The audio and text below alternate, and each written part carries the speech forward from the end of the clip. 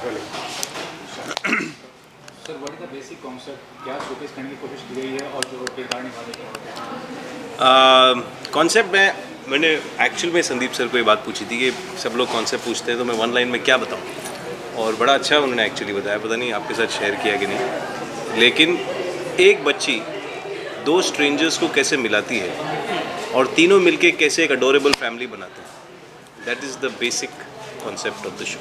The character you are playing, what is the character you are playing? I play Ritesh Malhotra, as you can see this guy, and he's a movie star, और he's a young budding movie star जिसकी अभी 2-3 फिल्में super hit हुई हैं, तो पूरी country में बोलबाला है उसका।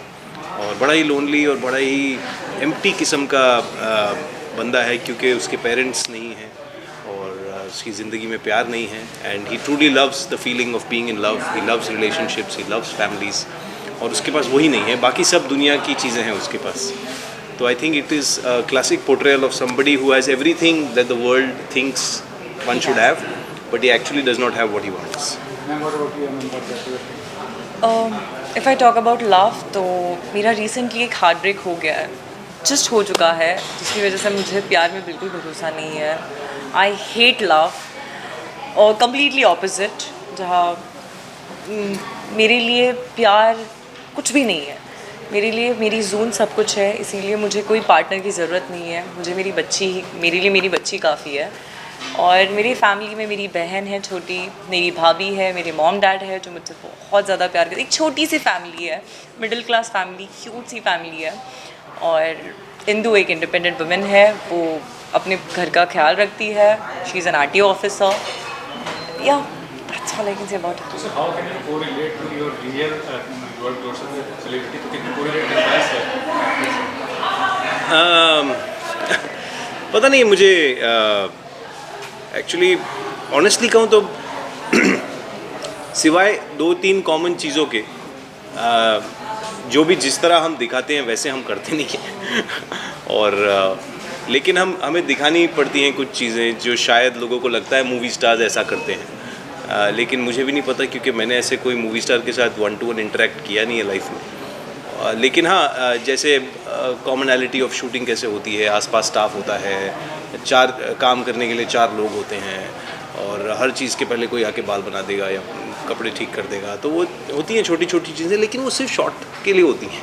मतलब एक्टर्स के लिए भी वो सिर्फ शॉट के लिए होती हैं, रियल लाइफ में कोई नहीं करता ये सब जाके, लेकिन हम आई थिंक ऐसा दिखाते हैं कि रियल लाइफ में भी ऐसा होता है। हाँ, पर ये ज़रूर होता है कि जब कोई बहुत बड़ा मूवी स्टार कोई एक मॉल में या एक ओपन एरिया पे जाता है तो बहुत भीड़ इकट्ठा हो जाती है, जो हम दिखाने की कोशिश करते हैं, जैसा कि आपने प्रोमो में भी देखा होगा। और एक रेगुलर नेक्स्ट डोर गर्ल जिसे जो साइली प्ले कर रही हैं, जो हिंदू का कैरेक्टर है, उनकी लाइफ में क्या उथल पुथल मच जाएगी, एक बच्चे की लाइफ में क्या चेंजेस आ जाएंगे जब सडनली इतने ग्लैमर को वो एक्सपोज हो जाएंगे। तो ये जो है सिमिलैरिटीज़ होंगी। तो इतने सालों से आप इस इंडस्ट्री का हिस्सा हो, what is the pros and cons of being a celebrity? क्या फील किया आपने इतने सालों में? क्या आपको लगा कि अच्छा मुझे ऐसा लगता है कि देखिए, प्रॉज तो ज़्यादा ही है, मैं कहूँगा 80% तो फ़ायदा ही है। Everybody likes to be famous and everybody likes to be recognized for their work, be applauded for their work. हाँ, पर ऐसा मुझे लगता है कि मुझे पर्सनली नहीं लगता ऐसा, लेकिन ज़्यादातर सेलिब्रिटीज़ को, एक्टर्स को या स्टार्स को प्रिवेसी का इशू हो जाता है। वो एक पॉइंट पे चीज़ें शेयर नहीं करना चाहते, या अपने आप को एक्सपोज नहीं करना चाहते, या दुनिया को इन्वॉल्व नहीं करना चाहते, पर वो चीज़ वो कंट्रोल नहीं कर पाते हैं। But I think that's the flip side of fame, वो आप अवॉइड नहीं कर सकते। आई थिंक वही एक कौन दिखता है मुझे, और जजमेंटल पॉइंट ऑफ व्यू हो जाता है लोगों का, जो शायद आपकी एक लाइन पे, एक वर्ड पे, एक एक्शन पे लोग आपको फट से जज कर देते हैं। लेकिन वो भी एक फ्लिप साइड ही कहूँगा मैं, क्योंकि एक अच्छी चीज़ पे आपको उतनी तारीफ़ें भी मिलती हैं। मैं एक अच्छा सीन करूँगा तो सारी तारीफ़ मुझे मिल जाएगी, जैसे मैंने सीन लिखा हो, मैंने शूट किया हो, मैंने एडिट किया हो, मैंने म्यूज़िक लगाया हो, मैं ही कपड़े लाया हूँ, ऐसा कुछ नहीं है। जैसे 50 लोग हैं जो एक अच्छा सीन बनाते हैं, पर सारी तारीफ़ उस एक बंदे को मिलती है। तो आई थिंक उसका कौन साइड यही है, and I think it's okay, I think it's part and parcel of the game. जैसे मैम आपने मेंशन किया कि शो में इंडिपेंडेंट वुमेन एंड मतलब उनको मैरिज प्रायोरिटी नहीं है। रियल लाइफ में भी आज के ज़माने में ज़्यादातर जो फीमेल्स हैं मैरिज प्रायोरिटी नहीं रहती हैं, तो कितना प्रैक्टिकल एस्पेक्ट है, क्या कहेंगे इस बारे में? मुझे अभी तक ऐसा टाइम नहीं आया सोचने का। 2 साल पहले ग्रेजुएट हुई हूँ, तो मुझे बहुत टाइम है ये सोचने के लिए। But still, career is more important in life for a woman particularly. Career तो सबके लिए बहुत इम्पोर्टेंट है, बट मुझे शादी भी करनी है एक पर्टिकुलर एज पे आके। मैं शादी भी करना चाहती हूँ।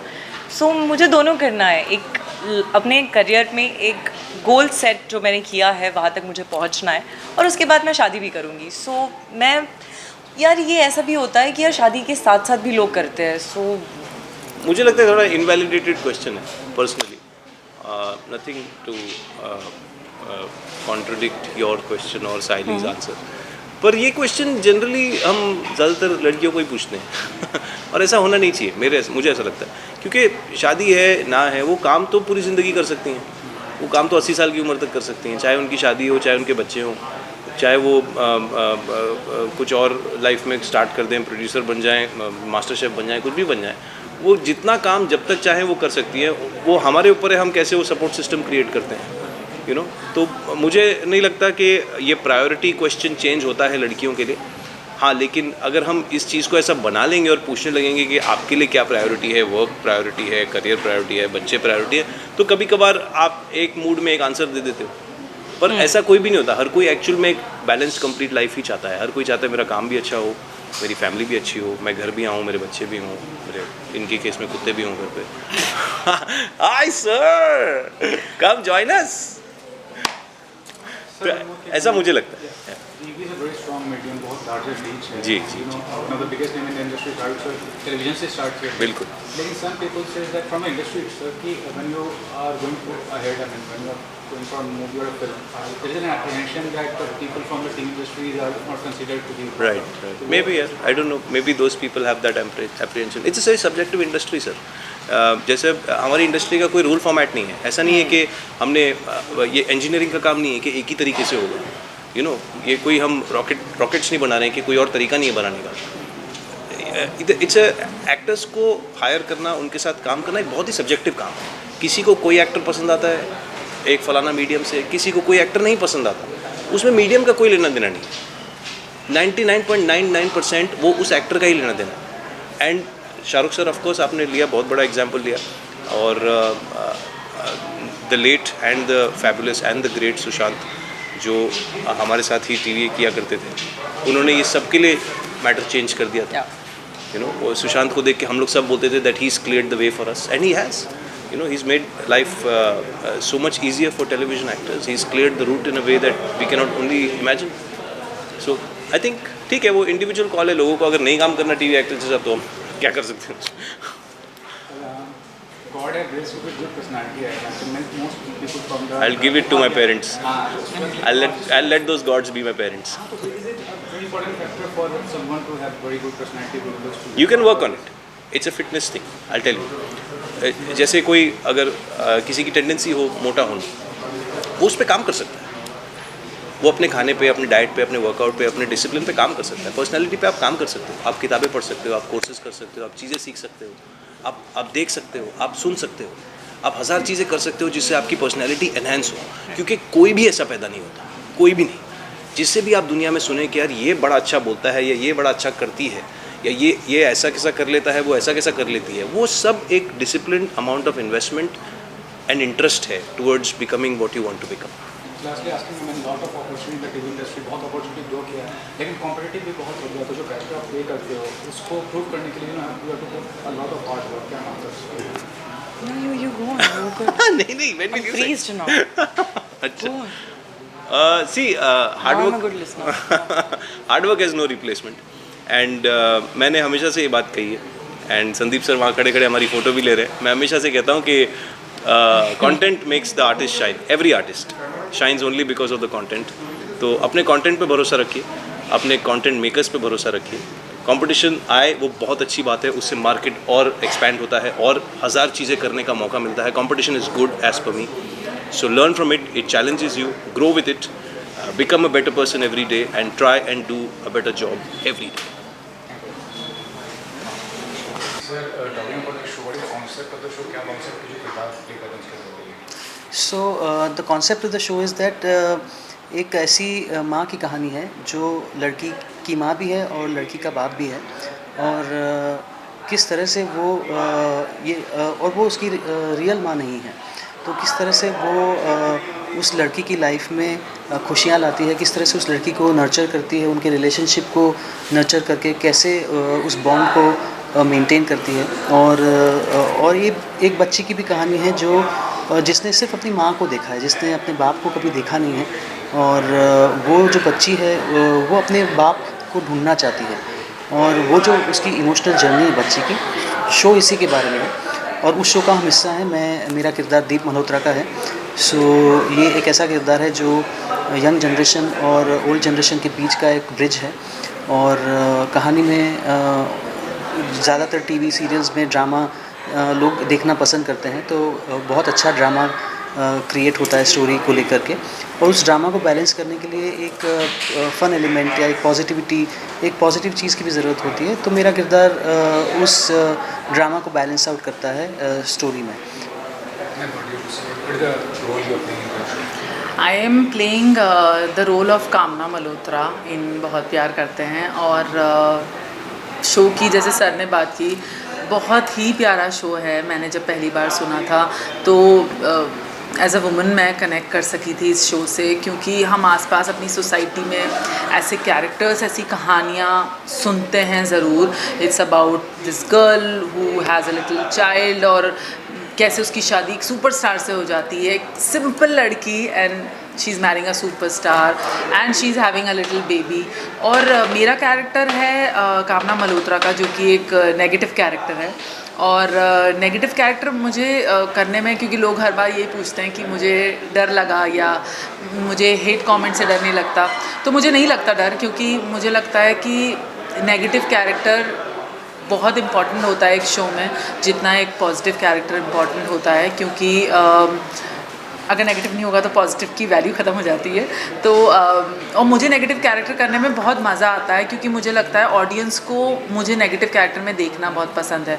और मेरे कैरेक्टर की यही खूबी है कि she is playing a step aunt, लेकिन इसका भी जस्टिफिकेशंस क्रिएटर्स ने और राइटर्स ने बहुत खूबी से दिया था मुझे। जब मैंने पूछा था कि वो क्या उसको एज दिखाया है या उनको बड़ी दिखाया है, क्योंकि वो 2 लड़कों की माँ है, तो मैं क्यों हूँ स्टेप मदर और स्टेप मासी, या मैं क्यों कामना मल्होत्रा हूँ, कैसे मैं इनकी फैमिली में आई। जब आप ये शो देखेंगे तो आपको पता चलेगा और सारा जस्टिफिकेशन होगा। टॉकिंग ऑफ न्यू शो, मतलब स्टार भारत की बात करें, कल्चरल एस्पेक्ट, ट्रेडिशनल एस्पेक्ट जो है वो बहुत ज़रूरी होता है, खास यंगस्टर को जानना। तो ये शो कितना वो चीज़ को हाईलाइट करेगा, सो वही है, इंडिया का कल्चर ही वैसा है कि पूरा फैमिली ओरिएंटेड कल्चर है इंडिया का। और जितने भी शोज़ आप देखेंगे, चाहे वो इस स्टार भारत पे हों या चाहे कई अन्य चैनल पे हो, सभी लोग जो हमारे इंडियन कल्चर की लेगेसी है उसको कैरी फॉरवर्ड करने वाले ही शोज़ बनाते हैं। और ये कहानी भी उसी तरह की है। और एक तरह से देखा जाए तो जो एंटरटेनमेंट है या फिल्में हैं या सीरियल्स है, वो एक समाज का आईना होती है।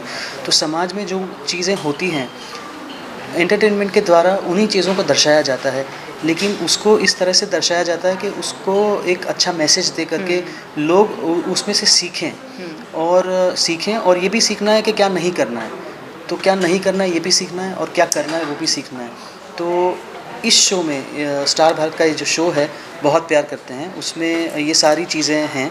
और स्टोरी लेवल पे भी है, प्रोडक्शन लेवल पे भी है, और सब लोगों ने बहुत मेहनत की है और हम काफ़ी एक्साइटेड हैं इस शो को लेकर के।